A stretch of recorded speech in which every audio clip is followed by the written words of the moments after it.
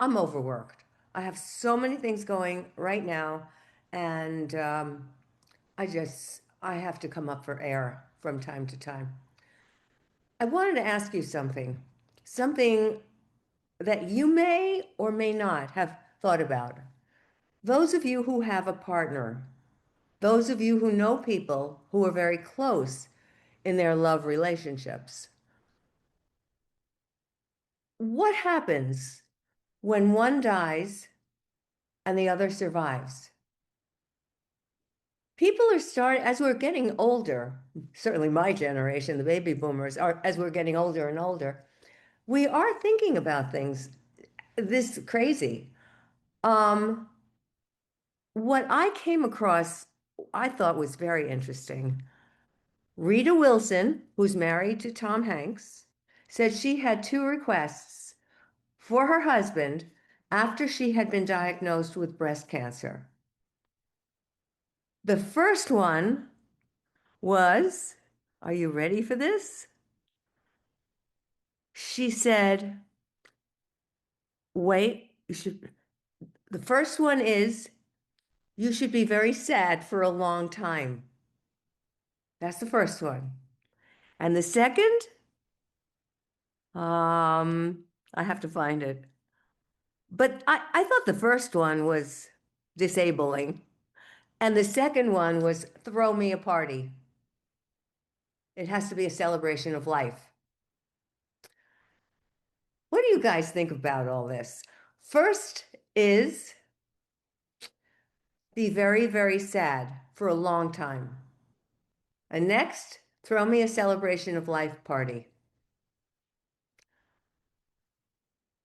Okay, there's an adage, since I do relationship counseling, there's an adage that says when couples lose one another, the woman grieves, the man replaces. Now, I've said it here, men are more dependent upon relationships than women are.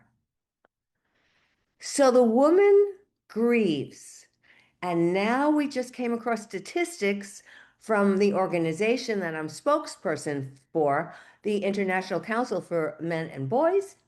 We just saw these statistics, and the president of the organization, I were astounded. Older women are 3 times more likely to go into a nursing home after they become widowed. That's interesting, huh? And men, on the other hand, won't have to because the women are all grieving. The men, on the other hand, won't have to because they will have replaced their original partner.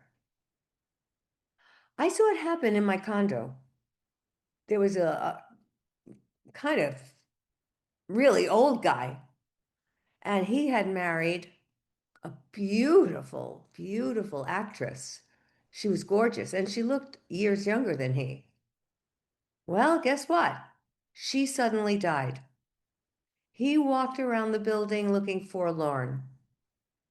He just, and then all of a sudden, we see this cute little guy surrounded by one woman, then another woman, then another woman. Holy moly. What happened was that he ended up selling his condo and moving in with the woman of his choice. And it's interesting because when I said, I am so sorry to have heard about your wife, he said, oh, well, that's what happens.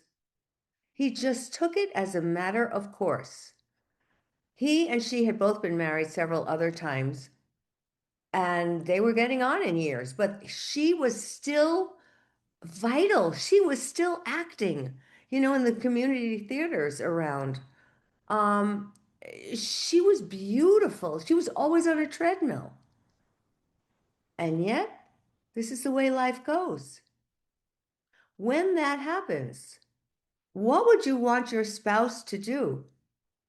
or your boyfriend, your husband, your boyfriend, your significant other, your best buddy friend, what would you want him to do?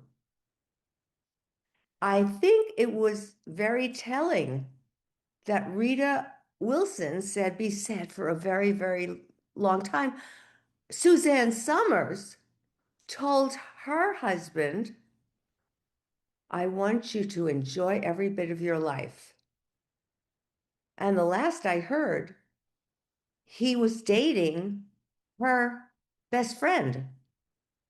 And I think he's 90. But remember this adage. Remember what Rita Wilson said. She wanted her husband to mourn the hell out of her death. And Suzanne Summers said, I want you to enjoy every bit of your life. Different feelings from women. But the question is, what do you want, everybody who's listening? What do you want for your man after you're gone, if you go first? Interesting question. And that's my Gildagraph for today.